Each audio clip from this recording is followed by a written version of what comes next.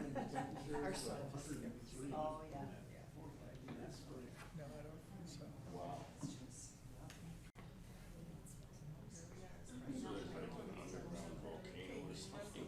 Yeah, it's coming down from the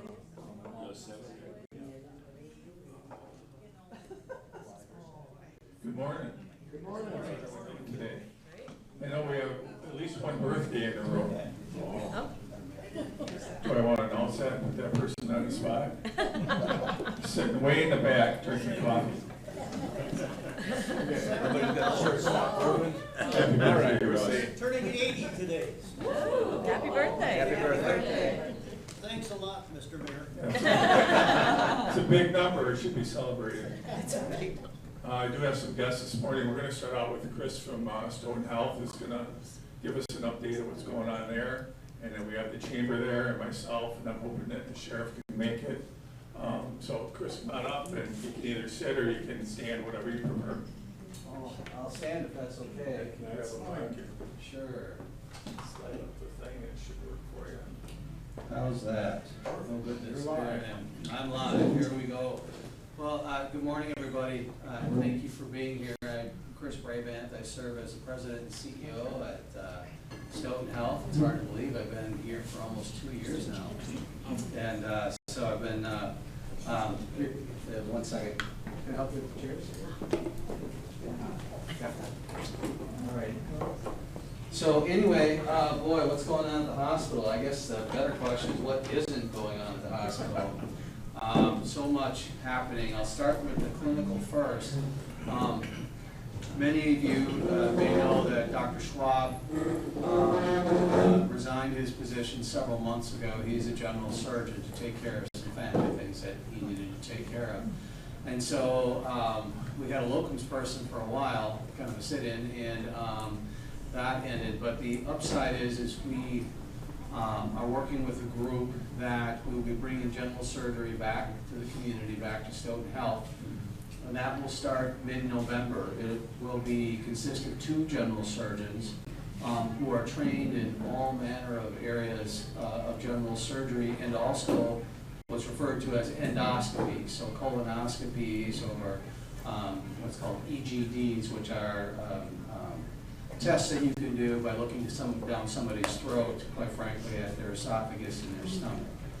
And the reason this will be additionally helpful is because as we get older, some of us have challenges in swallowing. And so we get what's called a food bolus, meaning that we can't get out of our esophagus what we put down our throats, right? So you can still breathe, but you have a lump of food stuck there. If you came to our emergency department, what's that? That's my wife, she just went through it. Yes, sir. UW. So if you stop at our hospital, we do exactly that. We send you to UW or St. Mary's or wherever you wish to go to have it taken care of. Starting in November, we'll be able to take care of that right here at Stoughton Health, safely and effectively. We'll also be able to have much more readily available colonoscopies for those patients who need that, but we'll also have general surgical services 24/7, 365 coverage, and there'll be 2 surgeons who are will be in this community working at the hospital. So working hard to get that across the finish line, but that will be starting sometime in mid-November. So that's probably the biggest news from a general surgical standpoint. And then as that program gets busier and busier, we'll continue to add more resources to that program, eventually possibly even another surgical robot and things like that. Because as many of you have heard me say in the past, if we're committing to a community, then we have to make sure we commit all the tools to the community, which is to provide those same level of quality and care that you can find in any large urban hospital, if you will, right here in Stoughton. So that's probably the biggest thing on the clinical side. There's some other things I'll talk about on the non-clinical side, but does anybody have any questions about that? Yeah. Is that a permanent change then? Are those guys going to be permanently here? Yes, there'll be 2 of the same people. I mean, obviously life happens and sometimes someone will move on, but it'll be 2 people. They'll be on 2 weeks and off 2 weeks. And, but it'll be the same 2 people every time. We have a candidate right now that we have a contract out to, and then we're interviewing several others. So, and the gentleman that we put the contract out to grew up in rural Kentucky, did a lot of his medical training in the rural setting. So, and for, you know, you might ask, well, what's the big deal? Medicine is medicine. Well, it is, but it's not. I mean, yes, people are all relatively built the same, but the mindset and healthcare that's delivered in the rural setting is very different than in the urban setting. It just is what it is. That's how it's built. And so finding those people who have specific training in the rural setting and want to come back to that setting is really, really important for us. And that'll help ingrain them in the community and help provide for them a better understanding of the work that they'll be doing here. So hugely important. So that's a great question. Thank you for that. Any other questions about the clinical side of services or what's happening there or anything else? If not, I'll move to the growth side and quite frankly, the shrinking side, if you will, that we're experiencing also. So the growth side, we have no place to park people. For those of you that have come to the hospital, that's probably not much of a surprise that sometimes you're doing laps around the parking lot looking for a place to park. Or if you go to the outpatient center, you may have a difficult time trying to park there. So we're going to build a parking structure. And as soon as you mention that, people are like, oh no, not in my neighborhood, not near my house. What we're trying to do is make it as very aesthetically pleasing, if you will, in the neighborhood as possible. Building it right on Main Street, not aesthetically pleasing. So we're building it to just to the east side of the new office building where the old Al-Anon house sits that we purchased.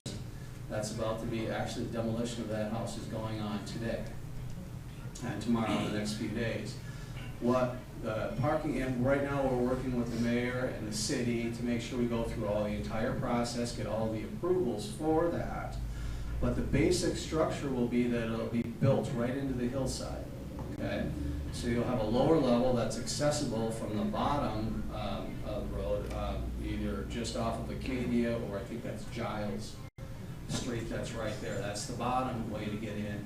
The top way will be at the top of the hill on, and I always forget the name of that road. Ridge or Academy? Could be Academy, whatever it is on the top, it's right near. Yeah, Ridge, yeah, it's Ridge Street, thank you, yes, it is Ridge. And the top of the ramp structure, it's not a ramp, a structure, will be accessible to the top. And that way it's built into the hillside, it'll be minimally disruptive to the neighborhood. You know, we'll put a wall across there, you know, and make it as quote unquote aesthetically pleasing as a parking lot can be, if you will. All employees will be required to park there. That means all of those parking spots will be available for patients and folks who come for care. And the other piece of that is it gets all those cars off of the street as well. There'll be some short-term pain because right now we have an L-shaped parking lot that goes around the Al-Anon house that there's about 47 or 48 parking spots. All of those obviously will be eliminated during the construction process. So we're trying to figure out where we can park people right now that again will be least disruptive to the neighborhood, but that will still allow employees to get to work and most importantly still allow our patients, our customers to come in for their clinical needs and for their therapy needs. So as I mentioned, we're going through the process. We've already we have tried to have a neighborhood meeting. And we had a number of folks that attended, answered questions, showed them some renderings. We have not moved to what that final rendering will look like yet. We have kind of a plan A, B, C, with plan A being the one we want, plan B being okay, plan C being the least desirable, and so you know how it is. But again, we're trying to be good neighbors. We want to be good neighbors, but when you have a hospital in a residential area, there are some of these challenges, but we want to be very respectful of the neighbors, the neighborhood. You know, so we think about traffic patterns and easements and all manner of other things that I'm not a construction guy, so I don't know about, or a city planning person, I'm not that either. So we're relying on folks within the city and a number of other places, architects, everything else, to help us with this process. process.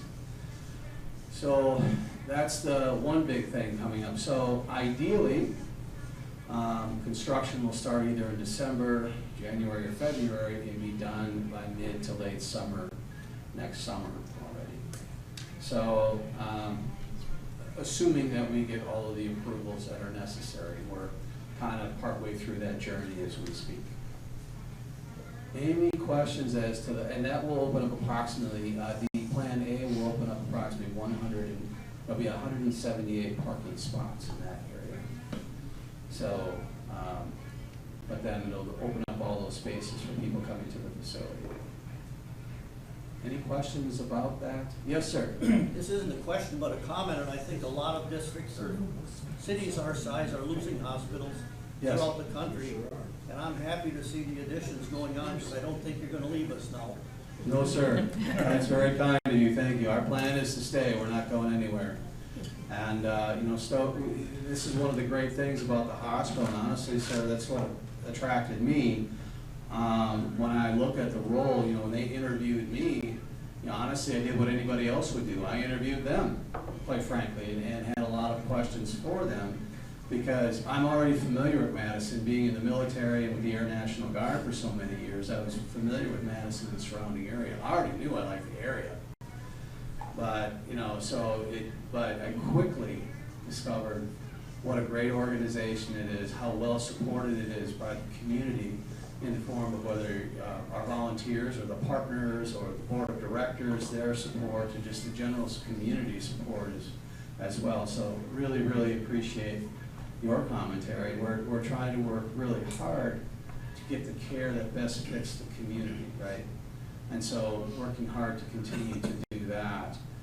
So thank you for that. We're hoping that the process goes smoothly. It's horrifyingly expensive, as I like to say, but it's our commitment to the community. Because if you think about it, that's pure sunk cost. We're not going to be charging people for parking. We're not going to be charging employees for parking. And then the urban centers, employees are often charged for parking. I think at UW, the employees pay $50 or $75 a month or something like that to park there. I know when I park downtown, I have to pay. I'm plugging quarters into the meter or scanning the code to pay for parking. So, but we're certainly not going to do that. So that's the number one thing.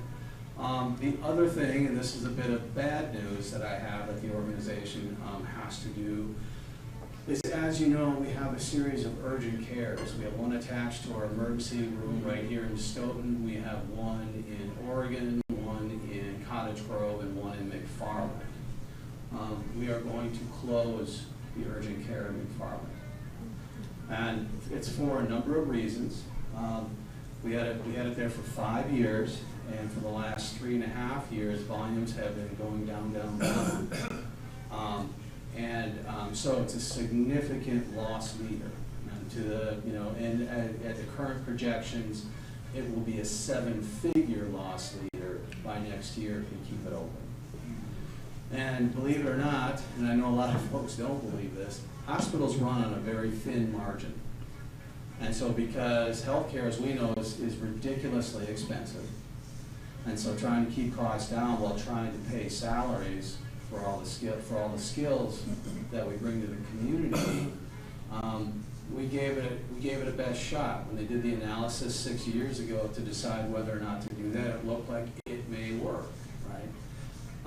A number of factors have not been in our favor, you know, through the years. Number one, COVID.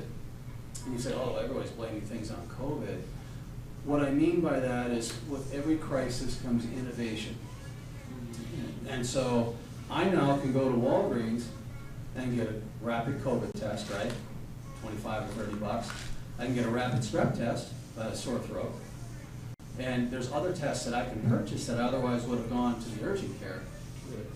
Right? So I can pay my copay, which might be up to $100 or $150 or 50 bucks, whatever a copay is, depending on my insurance or my coverage. Or I can go to Walgreens, pay 25 bucks and know that I have to isolate myself or do whatever because I tested positive for COVID or positive for strep or what have you. What would you do, right? I'm going to Walgreens. Okay, so that's number one. Number two, last year, all the subsidies for the Affordable Care Act were taken away. Okay, so almost 300,000 people just in Wisconsin are no longer insured. Okay, so that has added to it. So all of our urgent care volumes, all of our emergency department volumes are down. Not just for us, but for SSM as well, and also some UW locations, okay? And for small organizations, there's not much margin on an urgent care visit after you're done paying for everybody and the rent for the building and all these other things, okay? And so there's that. So sometimes we'd see less than one person per hour. Sometimes we see, you know, we have a place open for 12 hours and we might see 6 people, okay? That's unsustainable. And then add to that, in McFarland, which is much different than in Cottage Grove in Oregon, there's a very large SSM urgent care just a few miles down the road. So the competition is right there. Part of it is they saw how busy they were, they figured they could take all of that business crossing over the bridge, over the belt line on the other side. And it turns out we couldn't. So the end date, their final day opening should be December 12th or 13th. However, we may have to close it earlier if people leave, okay? Now, this goes back to our mission and who we are as an organization. I could have turned around and shut it down in a month or less, okay? Which is what a lot of companies do. You know, you have a unit or an area that's a loss leader, they close it down, especially in industry. We gave folks over a 4.5 month lead time to where they could either find a job with equal, you know, so a CNA to a CNA role at the hospital, a nurse role to a nurse role in the hospital. Give folks the opportunity to go back into the hospital and work there, or even if we have a pending opening in one of our other urgent cares, or if at the end of the day we're able to stay open until December and they have not found another role yet, then we have a severance package for those few people that are left that don't really want to go to another organization or decide to, you know, they're going to take longer to look for another job. So that's because of who we are. We don't have to do any of that. But I don't want to leave someone hanging either, because we have just as much commitment to our employees as we do to the community, right? So, as far as I'm concerned.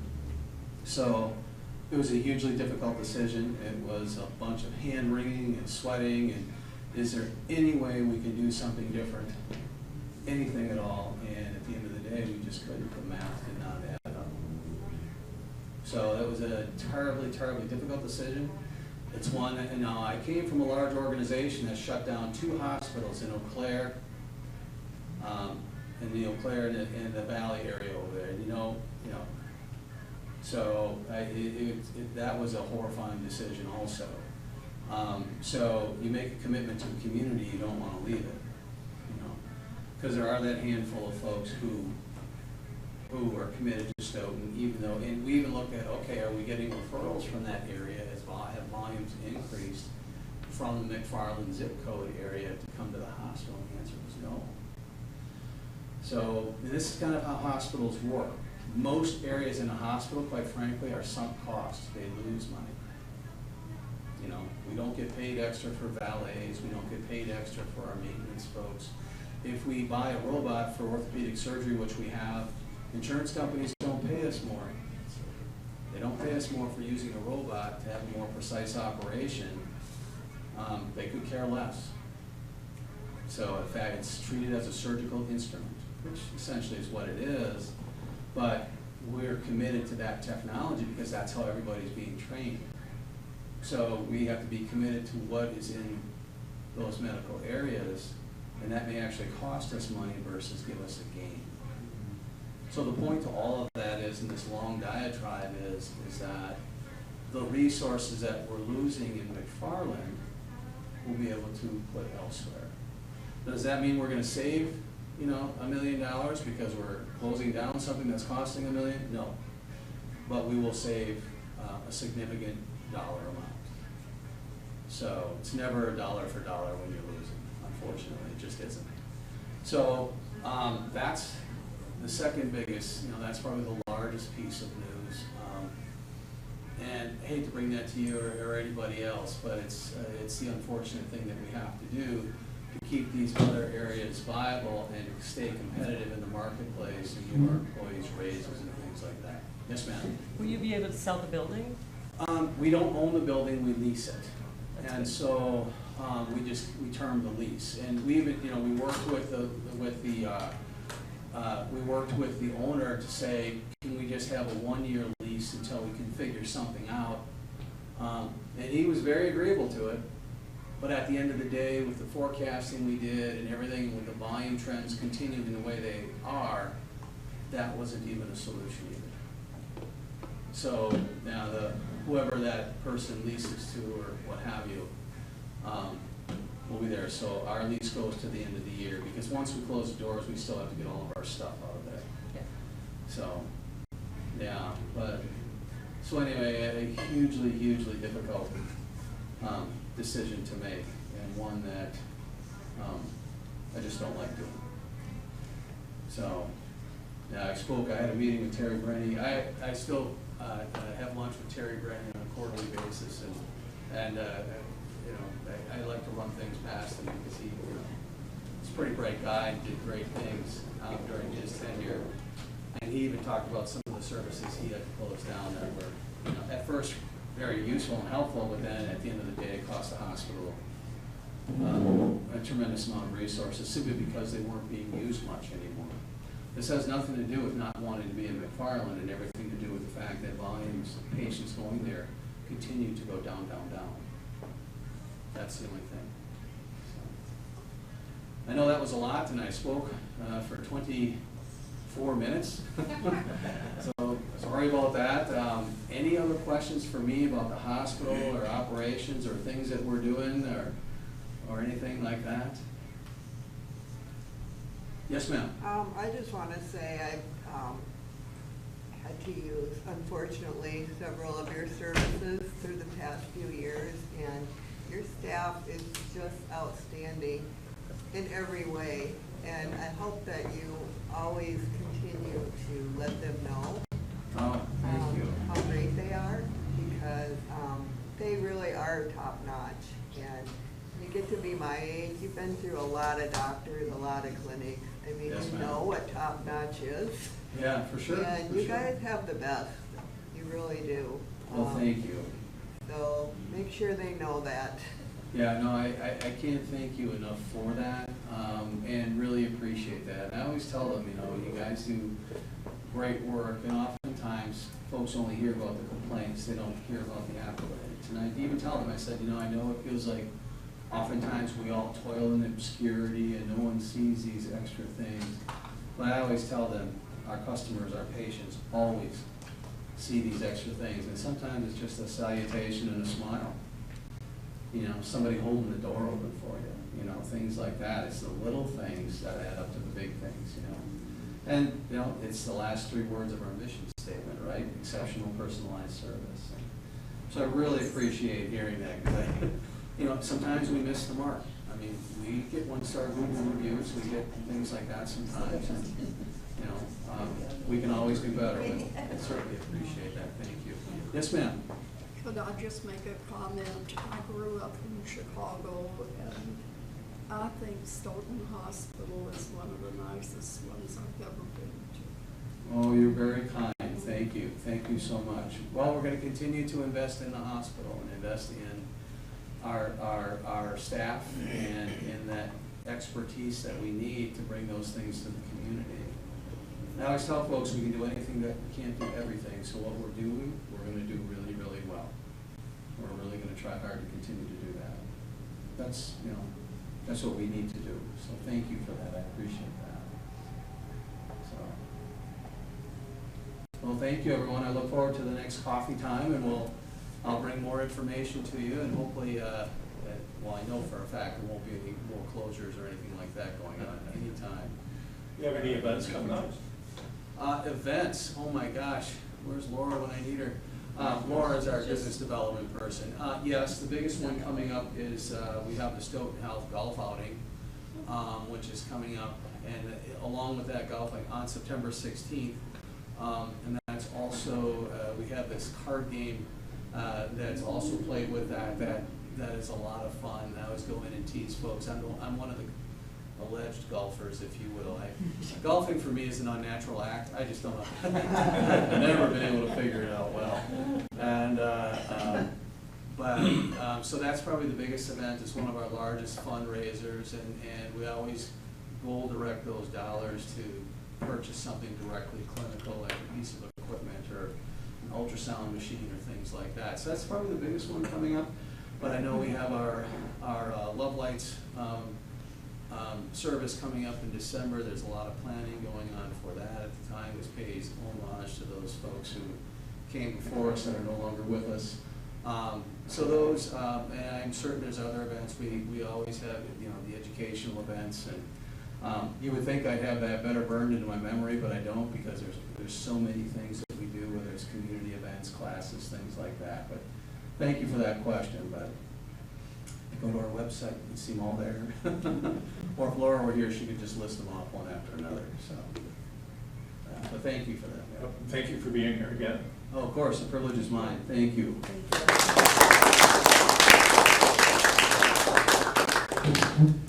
Then next up will be Chloe from the chamber.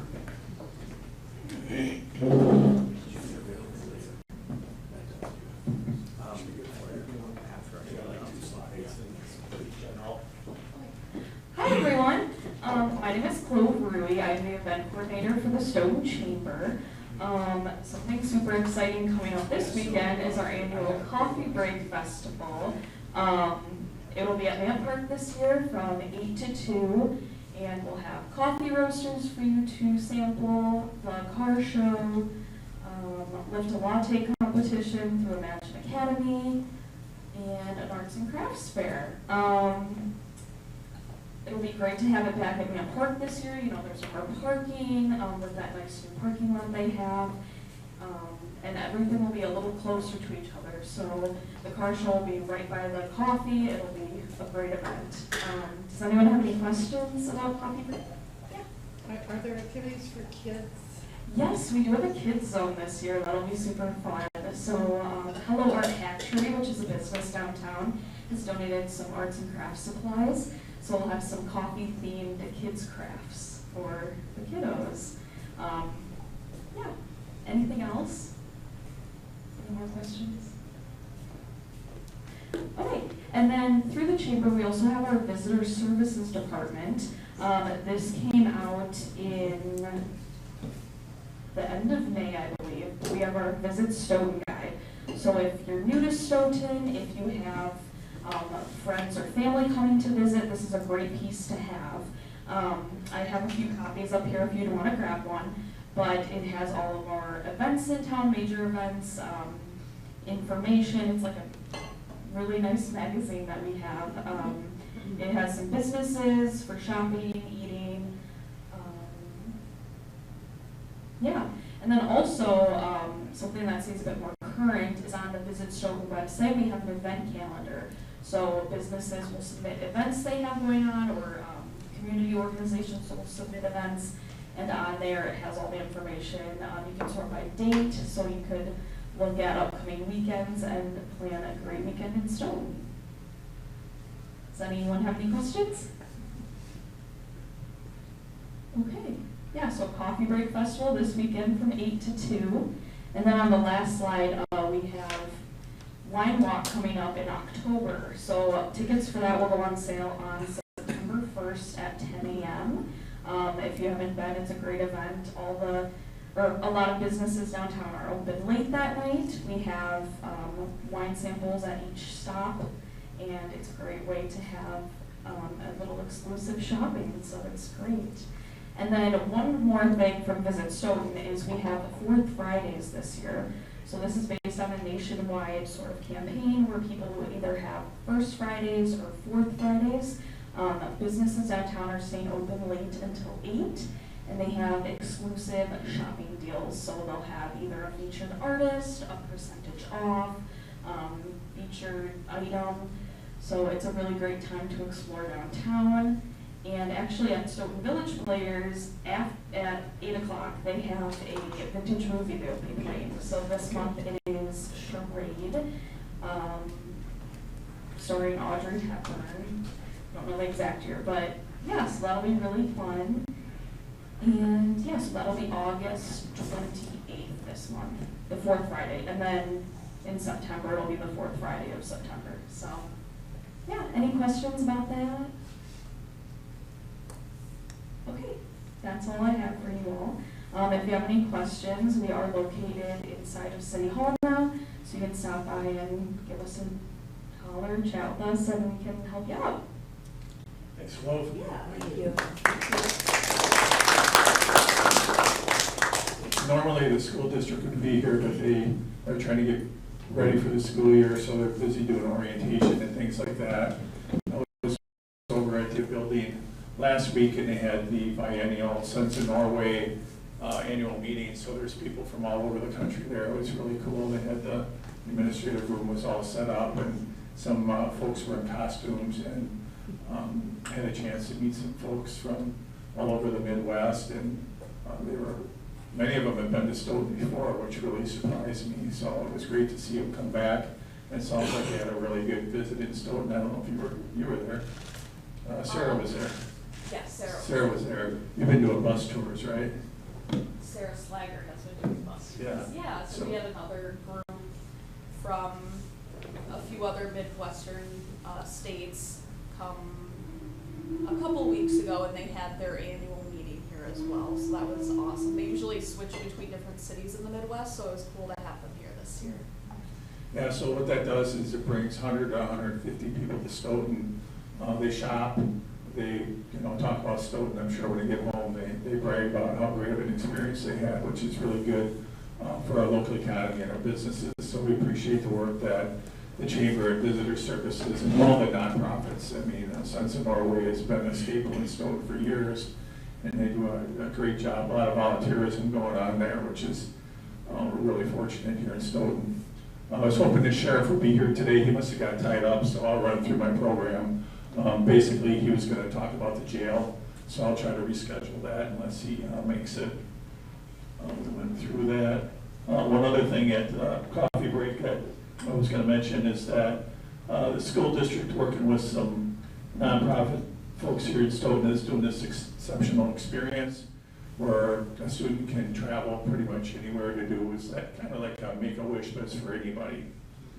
So they're doing a fundraiser down there. So if you're at coffee break and you're looking for some food, it looks like they're going to have some pulled pork down there. It looks really good. So figured I'd throw in a plug for them since they're going to be down there raising money. And then I'll get into my program here, which of course we start with road construction. That's what I had that going on. So you might notice up, that's red mark up there is that intersection where the second set of lights were going into car dealerships and to junks. And what they're doing is they're going to put a right in, right out there. So they're in the process of putting in, we usually call them a pork chop. It's kind of a cement piece of pad there that will help direct traffic in and out of there, which we think will clean up that intersection. The only thing unfortunate is, getting out of there, you'll have to take a right and then go down Jackson toward Aldi's and Walmart to get out of there, but we don't think that'll be too big of a deal. Most of the people that are going down that frontage road are hanging a right to go in there anyway, so we'll see how long it takes people to adapt to that.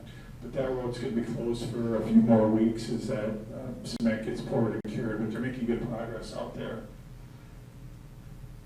These are the city projects that are going on right now, and our projects are mostly on time. Van Buren, if you look down that way, you'll see it's tore up. They've got sidewalks and curb and gutter poured. Usually takes a good week for that cement to set up, so they like to do that first, get that set up, and then they can do the blacktop later. And then when it gets done, it'll be ready to drive on. Sidewalk program we've been initiating the last few years, and basically what we do is similar to what we do with tree trimming.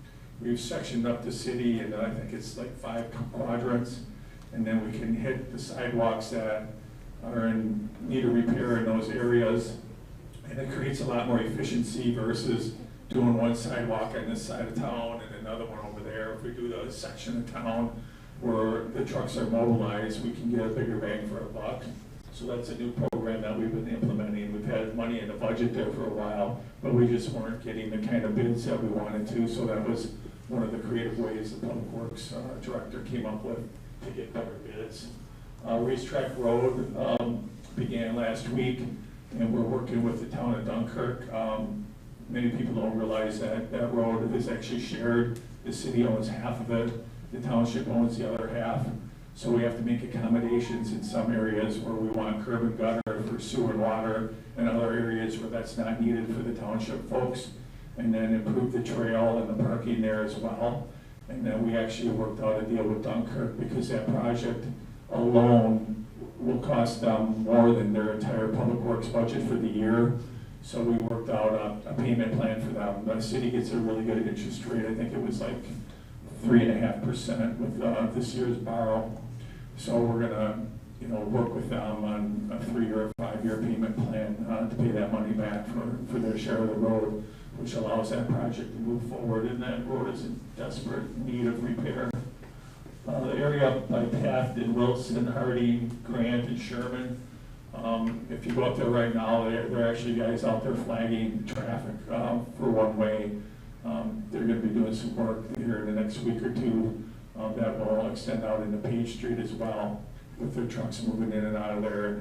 That's an older area of town which needs a lot of infrastructure work underground, so sewer, water, stormwater, and then we also have the river that comes into play there. So much like a project that we did a couple of years ago back on like McKinley and some of the deeper streets there, we have to be really sensitive on how we're rearranging the sewer pipes and ultimately where that water goes and that stormwater. So that's a big project. Another similar one to that is over here on Main Page Court. We were actually going to do that one this year too. And once they got down there and started doing the engineering, it was a big can of worms down there. So they're actually just going to finish the engineering this year and plan on doing the work next year on Main Page Court, which we're hoping will also include the pedestrian bridge. But we have to acquire some land to do that from one of the landowners, business owners back here. So we're in negotiation on that. So that project will be delayed. Everything is functional there. It's just that once they got in there, there's a whole bunch of not only our local utilities, but there's like telecommunications, things that are underground. And sometimes when you start doing these older neighborhoods, the record keeping back then isn't really what we'd like to see it. So we'll be updating that as we go along as well. But a lot of road construction going on is the main point of this. And this is kind of the rest. I mentioned Main Page Court and the bridge. The DOT project for the wall is finally done. That turned out nice. And then they're expected to wrap up the west side of 51 sometime in November. Last I heard, they're about a week behind. The weather's been pretty good for them. Hopefully it'll hold up so they can, get things done before the holidays, ideally. And then there'll be a section next year out by Bayview Heights Trailer Court that they'll be doing next year. They've done some work this year out there. If you drive out there, you'll see the work that they've done. And really what they did is they prep that work so it settles in. So next year when they actually do the road, they'll be in a better place as far as basically the ground structure. So that'll be the major project next year. Will be outside of town. And then the plan is in 2029 they would do the downtown Main Street, which we know is going to be very challenging, especially for the business owners. There'll be a lot of signage and promotion that we'll do similar to what we're doing now. The good news is at least we'll have both ends of the city will be done. So we can take some of the side streets to get to the downtown, and that's where most of our downtown parking is in our parking lots anyway.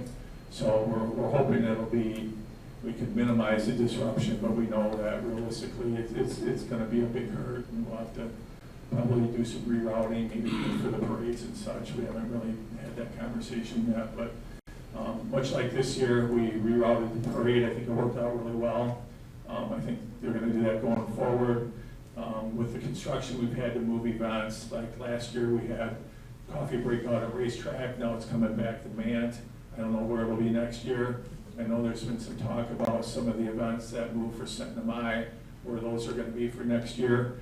But I think what we're finding is when we move things around and we communicate and we get feedback, ultimately, I think we land in a better place, because if you keep doing things the same way all the time, you don't know what other opportunities might be out there. So I think that the chamber and the community has been really flexible on these projects, and I think that's really helped make these events successful.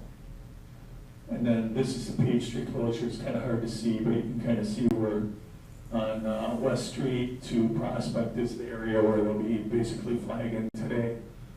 Like cars through as the big trucks trying to get it out of there with the equipment in their dirt. Tomorrow there's an election. If you didn't know that, there's a primary tomorrow. So if you haven't voted, you can go out to the polls. You can go on to My Vote or the city website if you don't know where you have to go to register and vote. But we certainly always encourage people, if you have any questions, you can call City Hall and dial into the clerk. Somebody there can help you answer your questions. And I know there's people in here that work the polls. How many poll workers are in here today? Birthday boy, you working the polls today? Tomorrow? Yeah. You wouldn't want me to do that. No, but Joyce is, and we appreciate that. So, so it's basically for the governor's race, there's a sheriff's race, there's I think a Secretary of State, and maybe a few judges and something else I'm sure I'm missing. But if you want the rest of the information, you can just go on the websites and you'll see them. Authentics Apartments, this is out by Stoughton Trailers, out by B&51.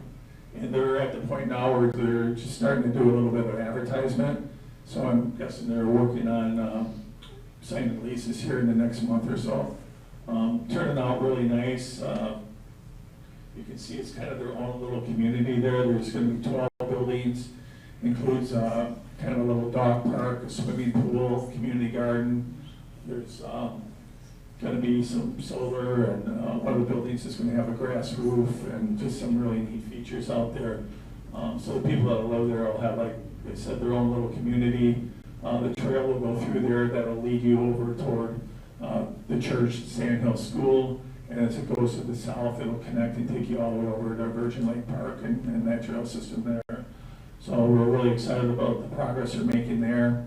They're also, as part of the Stoughton Trailers project, working on the trail and the underpass to take you the other way to get you underneath Highway 51, so that you might have seen some pictures on social media of the underground passage that they've been constructing. So that'll be open in coordination with the highway. So I think that'll be a good feature, and then eventually we'll have a trail and a park system on the other side of the street of 51. For now, there'll be a 10-foot wide sidewalk over there, so that's going to act as a path. They'll take you all the way in toward Walmart. Tim, I think we have a question back here. Sure. Is there anything in the works to have senior apartments out there or anywhere in Stoughton? Yeah, there's two projects. There's one project that's going to be out by Stoughton Lumber. So on the Stoughton Lumber side, in between Stoughton Lumber and Rutland Downtown Line Road, there's going to be a unit with, I want to say about 110, I'm going to guess, of focusing on Section 42, specializing in senior living. So what that means is Section 42 is it's a tax credit. So the federal government puts money in the budget and they distribute that to the state of Wisconsin, and then they have a point system that the developers can apply for these tax credits. And what it's designed to do is reduce the cost for the developers by reducing their property taxes, and that savings goes to the tenants to bring down their rent. So that project out there, specifically, I believe 55 and older is what they're targeting. So that's one project, and then that's slated to start.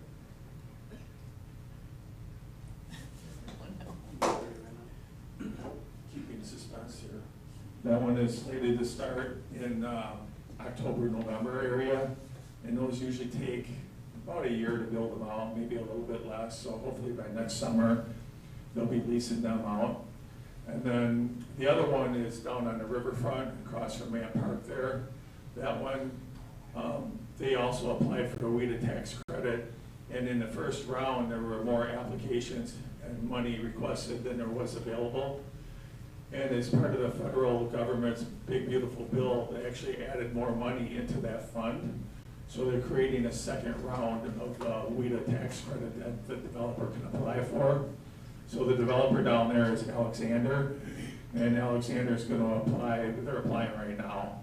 So they're looking at the spring to start their project, and that would initially be 2 buildings with a total of 60 in each building, so 120 units. And then once they're 90% filled, then they would start 2 more units, so it'd be another 120, so a total of 240. They want to market more towards veterans, which also in many cases, are senior citizens as well. And that's, in Section 42, so that'll be subsidized as well. Really the most cost-effective subsidy is a Section 8 voucher, and there's just not any available right now. And we don't see that becoming a good option in the near future. They go quick and people hang on to them forever, and they're not creating any more. And the developers, quite honestly, I think they feel that the Section 42 program is a lot cleaner and a lot less work for them to execute, to work to get their tax credit, pass on some savings, not quite as much as the Section 8, but enough to help fill up their apartments. Did I answer your question? Is that too much? I tend to get into the weeds, I'm sorry, but I'd like to Stoughton be. is a wonderful place for seniors, and the senior center is one of the best ones in Wisconsin here. But there's no housing. Yeah, it's been a challenge. I know Scotland built 4 more down there, but I've heard they're on like a 4-year waiting list. So Sarah from the chamber and I are actually having some preliminary conversations about how we can create more awareness that senior housing is all housing, but especially senior housing and low-income housing. It's a real challenge here in Stoughton. It is in Dane County. It's really a nationwide challenge, and we work with the other mayors in the county. We're involved in a year-long housing strategy with the county, and we're starting to implement things like we've changed probably close to a dozen of our local ordinances to promote more density, which brings the cost down. Trying to streamline the approval process to make it easier for us and developers to understand what the expectations are when they come to us with their plans. But even with that, it's not enough. We know that. We're constantly working to try to come up with some better ways of doing things. Working Right with, now you have low income, and you have for people with a lot of money, but for medium income people, there's really no place to go. yeah, they call that the missing middle, is what they call that, and that is a real concern. And part of that is, the cost of materials went up, the lumber went back down, but cement really didn't, and neither did like brick or stone. And so the cost of materials are higher, the labor costs are much higher now than they were as well. And I don't see that coming down. And what we're really trying to do is do all sorts of housing, and we're starting to see a little bit where some of the people are trading up, and then that opens up some of the first-time home buyer opportunities or people that want to downsize. But the problem is it's the interest rates, because if you're sitting at an interest rate at 3%, do you really want to buy a new house and pay 6 or 7% interest on it? You're not going to get as much house for your money. So we really need the interest rates to go down, and unfortunately, that's something we don't control at the local level. That's being handled, if you want to call it that, at the federal level. And it's really been detrimental to people that are looking for that middle and lower end housing. But we're trying to build whatever we think makes sense. We also want to have a coordinated and smart growth. We don't want to just throw up, anything that comes along. We want to make sure that these are good projects that'll hopefully last a long time and people will be happy with their neighborhoods, like the Continental. In the past, we haven't done a lot of apartments. That one is really attractive because it's like its own neighborhood, and that's what we like to see, because when you have people that are coming together, in a positive environment. It really helps us cut down on city services like police, fire, and EMS. When you jam a bunch of people into a small area and there's nothing for them to do, that's typically when people get stressed out and we get more calls, or people get sick or hurt. So we're really trying to be strategic as we do this as well, but not to the point where we're scaring away business. I got a question. Sure. So what is the ultimate goal for Highway 51? Is it gonna be from Stoughton to Madison, eventually all 4 lane? More than likely not. If you go on to the DOT's website, they do have kind of the long-term plan. And at one point, there was conversations about making a 4 lane all the way and then having a bypass down B and having it coming out on the east side. And there was a few problems with it. One was land acquisition costs, because the DOT would have to purchase farm and land from homeowners along 51. And then the other one was the wetlands. They really didn't want to disturb any wetlands on 51 or N if they were to go down N, for example. So instead, what they decided to do, and you'll see as they start working on it probably next summer more than this year, is they're going to put in more turn lanes. So if you're going to take a right to go into, let's say, the gas station on 51, there may be a turn lane there with a curb for separation. Instead of just flying into the gravel or the shoulder, there'll actually be a dedicated lane in those areas.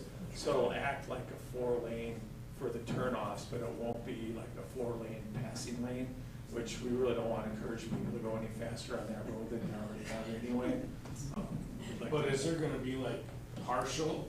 Yeah, all the way out to Highway, I think is it B or Quam? I can't remember where the 4 lane's gonna end. You can kind of see them working on it right now, where it's getting kind of wider out there, but it won't go all the way to McFarland that wide. And like I said, you can look that up on the DOT website. Yes, ma'am. One of the things I really love about Stoughton is a commitment to parks and park development, and I wanted to make sure that that was still the philosophy of the city council and you and other city leaders. And used to live in a community where the developers ended up striking a deal and just giving the city money instead of putting in a park, and so then they reap the benefits by selling the lots, but we didn't see more parks happen. Yeah, I mean, that's a good point. So when we talk about smart growth and quality neighborhoods, that's a big part of it. So we've changed our strategy a couple ways. As you mentioned, the developers in the past, typically the parkland was whatever was left over, whether it was good land for a park or not. It was typically not a good land to put a house on, so I'll give it to the city for a park, because they couldn't make any money off it. So the other part of that is what you mentioned is they would give us the money, and we call that in lieu of the land, money in lieu of the land. And what we discovered when we went through our ordinance is that the amount that we were asking per acre was extremely low. So it was advantageous for a developer just to give us the land at, say, $20,000 an acre, and then if we went out and wanted to buy parkland, we were paying $60,000 an acre or whatever. So it wasn't really good business for the city to just give them the land. So what we did is we adjusted our money in lieu of to make it so if we had to purchase the land somewhere else to add on to another park, maybe there wasn't room at this park or there was another park right next to it, at least the amount of money we were getting was sufficient enough to purchase an equal piece of property.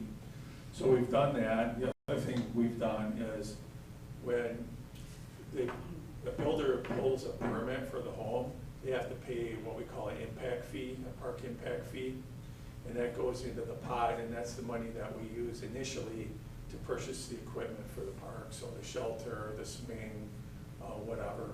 And what we found is that all the impact fees were just getting dumped into one fund, and then, at budget time, the Parks Committee would figure out what they're gonna put in each park. And I really didn't feel that was fair to those neighborhoods. So what we did is we set up in our bookkeeping, each park has a line for the money they have coming in from these impact fees when the building permit is full, and a line that goes out for when they're spending money in that particular park. So the goal is all the money that is brought in for that park goes into that park. Now, if for some reason we don't have a park there because it's too close to another one, or we have enough amenities, we also created a policy that prioritizes where that extra money would go.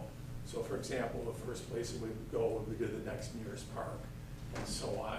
So we've changed our strategy over the last 5 or 6 years in our parks, and we've also borrowed a lot of money to replace a lot of outdated equipment in our parks, and then really put an emphasis on expanding our trail system.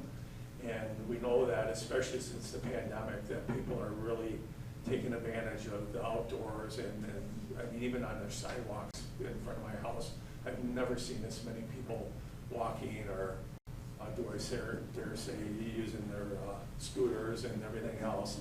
But at least they're outside doing stuff that's good for them.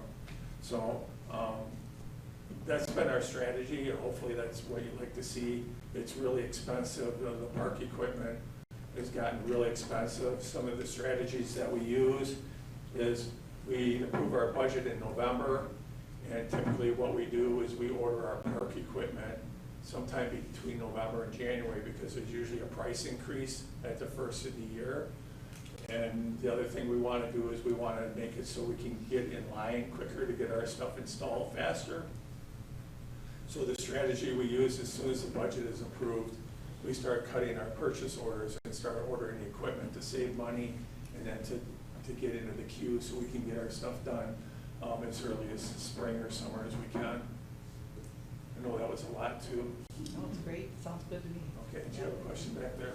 Closely related to that, I come from a place where the park equipment for children was just like it is here, but around each one there would be equipment for adults. And I have not seen that here. How are the equipment decisions made? Who makes those decisions? And typically what we do is we try to get like focus groups together and surveys. So the surveys are generally online, either on social media or our website.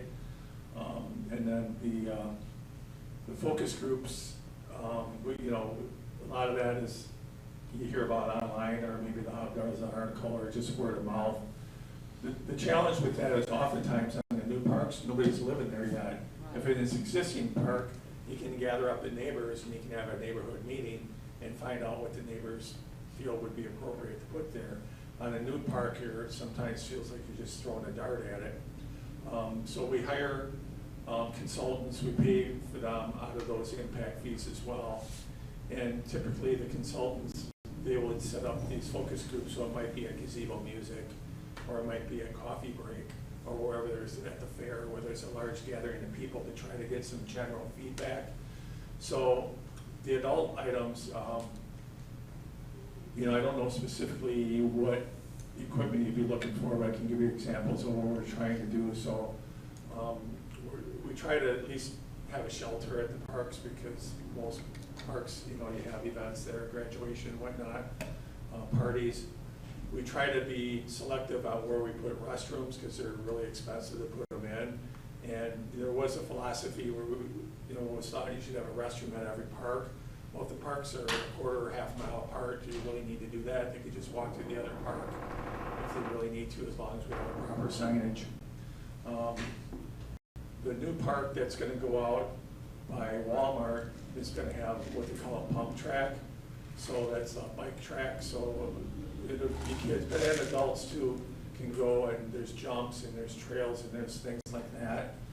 I know they've looked at putting we've done this, we put in more bike racks and more repair stations. There's one at City Hall and a couple more of them on our trail system. So if the adults are riding their bikes and they have a breakdown, they can at least, fix it on the spot.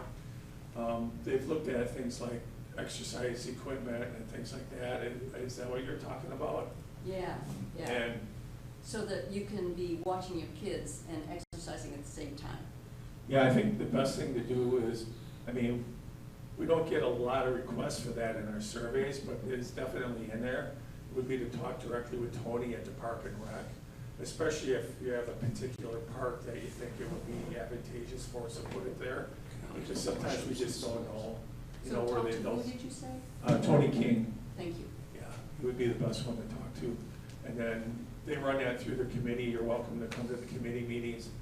They meet on, I think it's the second Tuesday of the month out at the Public Works Building at 6.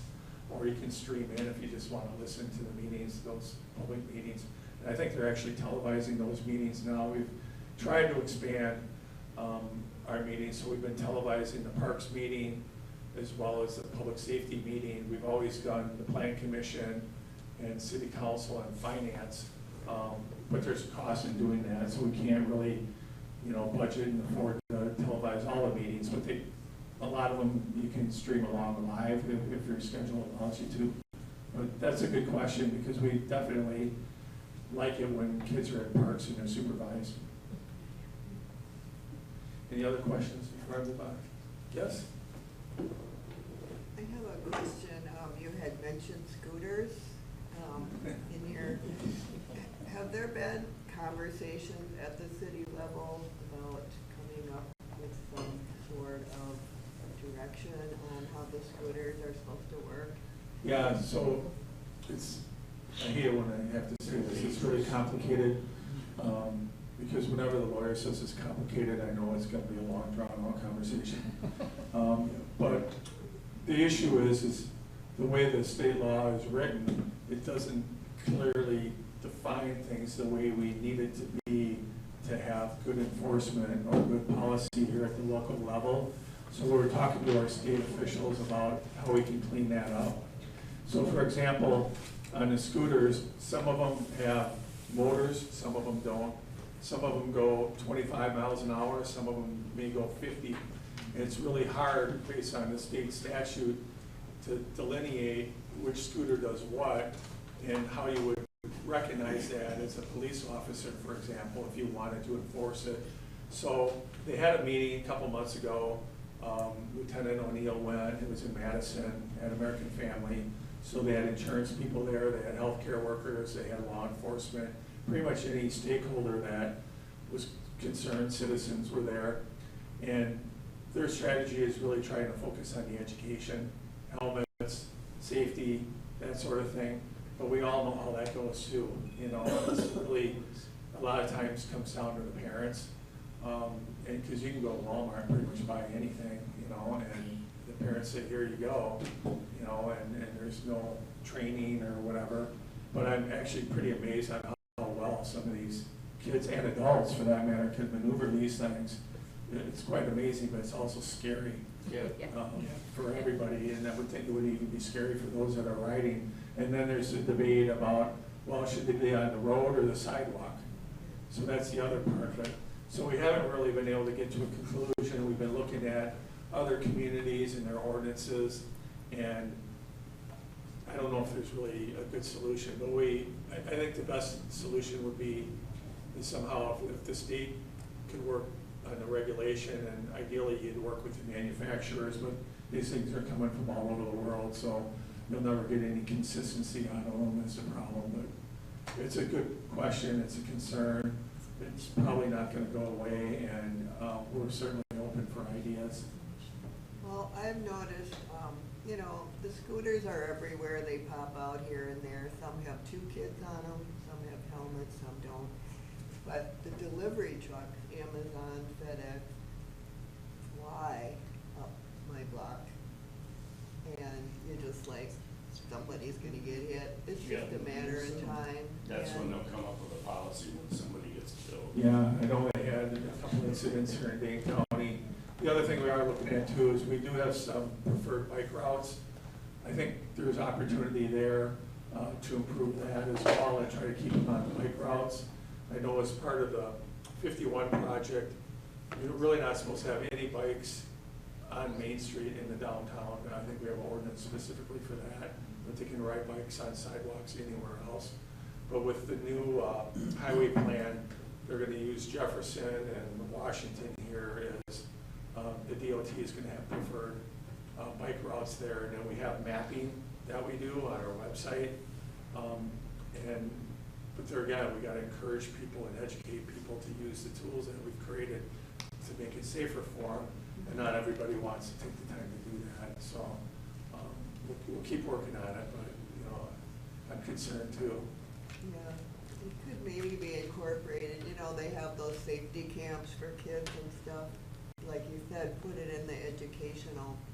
Yeah, I think they did have something on that. Safety camp was a few weeks ago, so I think they did do a segment on there. I don't know how in depth they went, but the biggest thing is, like I said, is, you know, for the parents to really understand. I think many of them do, but others, you know, it's just like, well, you'd rather have them doing that than sitting in front of a video game. Yeah. You know, so those are kind of the choices. That's true. Any other questions before I move on? All right, couple business expansions, level up. I mean, since I took this picture, there's walls and practically a roof on it. They're moving right along. Their plan is just to move in here and then rent or sell their other buildings there. So we worked really closely with them and the DOT, because in this area here, originally, the DOT is part of the roundabout there. We're gonna put some underground piping there.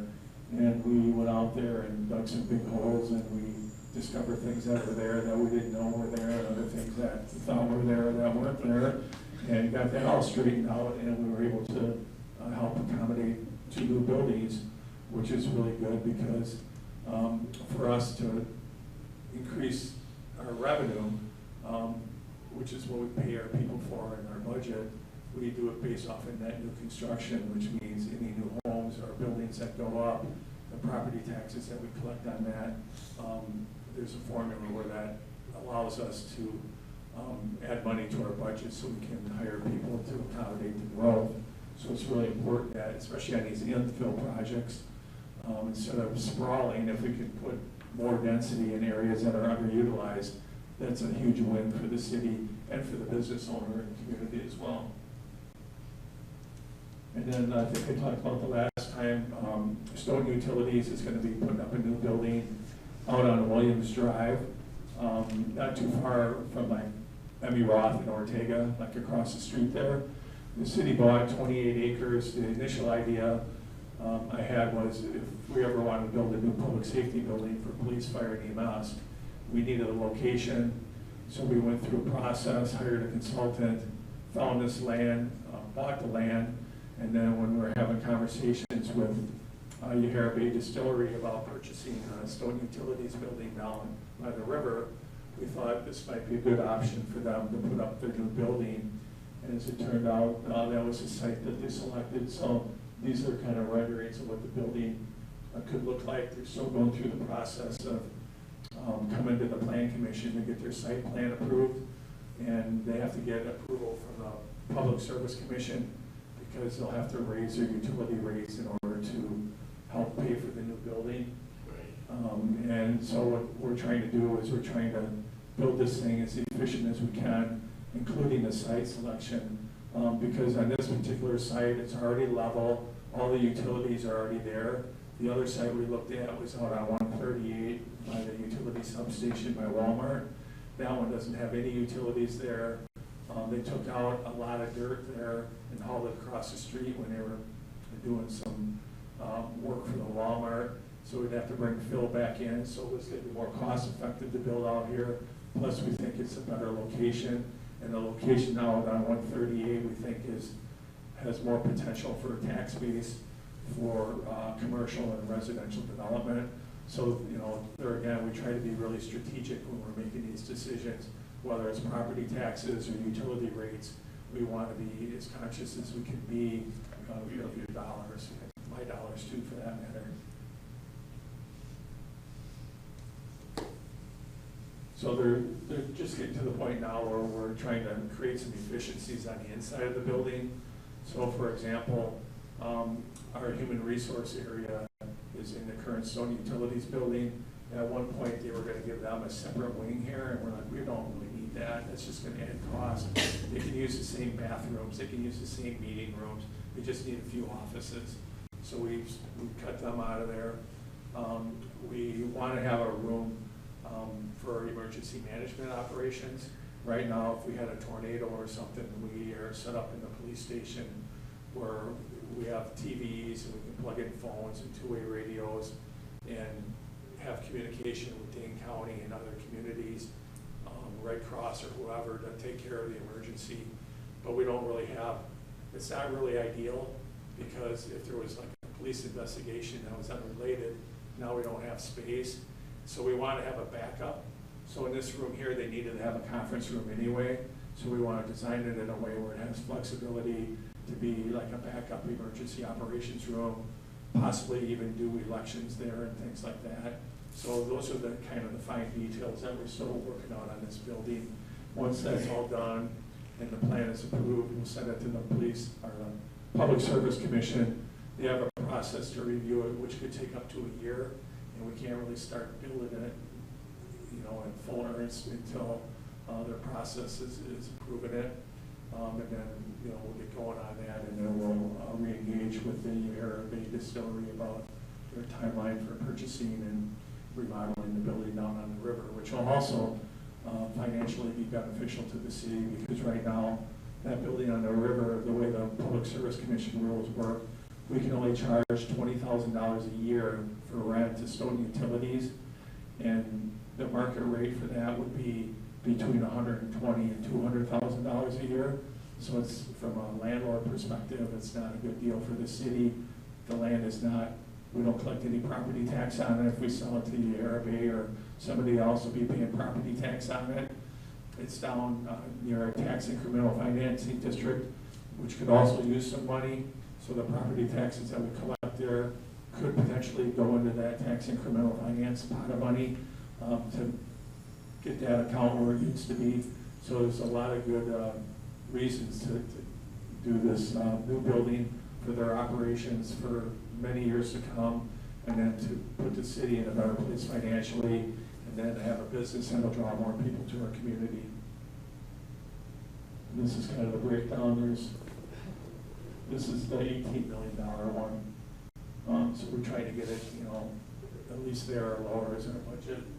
But you can see, you know, the building itself is 12. The site is a couple million. And then it's like $3 million just for like the engineers and the architects and you know, the finance people to get everything. The materials are $8 million. So, I mean, these buildings are expensive, but they'll be built to last 50, 100 years, whatever. So it'll be interesting to see what the final product looks like. New businesses, Old Brother. This is in Wendigo. Wendigo closed a few weeks ago, or months ago now.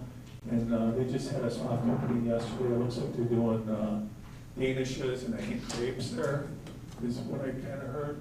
I haven't been in there yet, but it looks pretty good from here. It's good. We went there yesterday. Oh, how was it? It's good. Yeah, what you have? Yeah, they have, right now they're doing just all pastries, but they have a menu for sit-down breakfast and lunch. And they're hoping to get, they just don't have all of their supplies in yet, but they're hoping to get that open this week for everything.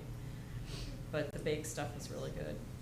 Excellent. Well, it's good to see, because you hate to see, you know, buildings empty, especially downtown. I'm a little concerned right now that in some of our strip malls, seems to be more vacancies. The good news of that is a lot of the new businesses are coming downtown, which I like to see that. Obviously, I like to see all the buildings full, but for the most part, I'm pretty pleased with what we have. We'll see what happens, but a lot of the strip malls have at least one, if not two, vacancies right now. So, you know, there'll definitely be a push to try to figure out a way to fill them up. That's all I had. Are there any other questions you have? Do you have to contact Wendigo or that building to find out? There is no way to get in there except go up those steps, and they are steep. And if there was some way to get in there, I would be more apt to go in, but it's just really hard. Yeah, we've seen, excuse me, we've seen some of the downtown businesses put in ramps, like the bakery, the financial place right over here by Glenn's. They put in some steps. The challenge is on the sidewalk, some of the land is owned by the building owner, some of it is owned by the city, some of it may even be owned by the DOT. You'd have to check into that. So what looks like you could just simply put up a ramp may or may not be the case. If they were to have like an event, we do have a ramp that we purchased for the Innovation Center that we can share, but it wouldn't be something that we would park there permanently. It would be like if there was a wedding there or something and they needed it for the night, they could certainly use that. But yeah, we'd have to talk to the business owner, and then they would come into the planning and then the zoning department and look on the maps and see what might be feasible there. I don't know specifically on that location if it's doable or not, but that would be something that the building owner would probably want to initiate. You could certainly make that suggestion to them, because it would be advantageous for their business if all their customers could get in and out of there safely and efficiently. But it may or may not be possible just because of the way it's situated. It's also possible that, you know, maybe they could acquire the land from the city or the DOT or whoever in order to complete that work. But so far as I know, we haven't been approached by them. Is there a back entrance to that? I don't know. I mean, that's an idea as well. Sometimes with the back entrance, the hallway, or you're cutting through a kitchen, and then the health inspector might have an issue with it. So I know from personal experience, you know, there's sometimes conflicting issues between health inspectors and building inspectors. You know, one of them needs one thing, the other one needs something else, and what you try to do is get them all in there together at the same time if you can. You know, herd the cats and find out if there's a solution that works for both of them. Sure. So at the roundabout near Hull, what's that building that's under construction? What's going in there? I think, is that the one I showed earlier? Level. Yeah, it's this one here. So Yeah. that's, What about So what is it? south of Walmart? so it's a, let me just finish with, it's a fitness place. So they do weights, they do boxing, they do, I think they might do yoga and a couple other things there. They like to be able to expand that. So that's what they do there. It's locally owned and operated. Yeah, like most of our studios are, which is kind of nice. That's one of the nice things about Stoughton is we have a mix of kind of the mom and pop shops, and then we also have some, you know, regional or national chains that come in here. So we have a pretty good mix where some communities have all of one or all of the other. We have a little bit of both. Is there something going on south of Walmart, across, you know, 138, those roundabouts? Is there something going on there? I noticed an awful lot of construction, trucks and stuff. Are you talking about on the other side of the highway? Yeah. Yeah, so that's, I think it's Alliant. They're putting in new gas lines. So there again, I don't want to be too mean, but a few years ago when the DOT put in their roundabout, they didn't plan very well ahead because now they're redoing some of the underground piping there. So I know Alliant wasn't too happy about it because if they would have just planned out 5 years ahead, they wouldn't be redoing it. So we worked with them to help them acquire the piece of land that they needed to do to move their piping to make that roundabout feasible with whatever changes the DOT was making as part of this project. So those are gas lines? Yes. Okay. Yeah, that would have been the easiest. But there's no way to other answer. construction going on, it's just. No, and that piece of property there's like 10 or 12 acres that the city owns. That was where utilities were originally gonna build. And so we are partnered with, there's a Capital Area Regional Planning Commission, CARBC we call them. And their charge is they work in Dane County on stormwater management, but they also do land planning. So we've contracted with them to do what we call a detailed neighborhood plan.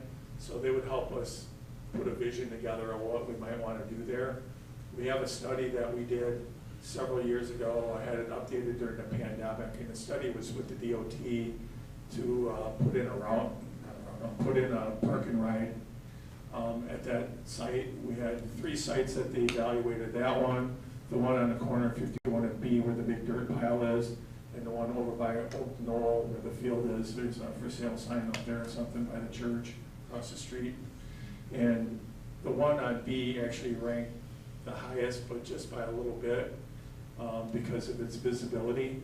the one on 138 that we're speaking of now ranks second, and we like that one a little bit better, number one, because we own the land, it makes it a lot easier. And number two, it's on the way to Oregon, so a lot of people that are going either to the capital or the university, or even if they want to go to Epic or, you know, any of the businesses on the west side of Madison, they can go that way and take 14 in. So they're going to try to incorporate that and then bring something to the city council and the plan commission and see if we're going to hire a developer, put the real estate on the market, or what our strategy is going to be. Because I'd like to get that land developed, because it's kind of like money burning a hole in my pocket. It'd be a good infill project. We own the land.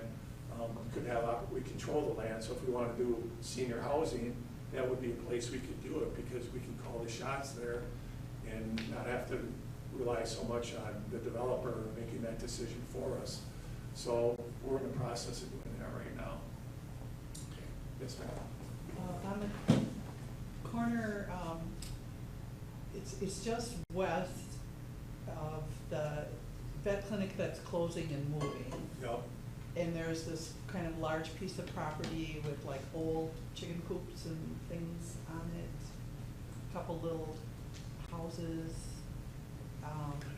between that and I think Silverado. Is there any, there's some big signs up, but So they're like warehouse buildings? Yeah, but Yes. their roofs are falling in and such, you know. Yeah, so that property technically is not in the city, it's in the township. So we would love to redevelop that. If the property owner would be willing to sell it, we would probably work out an arrangement. So far, we haven't really had any indication they want to part with that land. Thanks for coming out. So it's kind of an eyesore, you know, especially as you're kind of walking the Stoughton, and there it is. So it's on our radar. Yeah. Any other questions?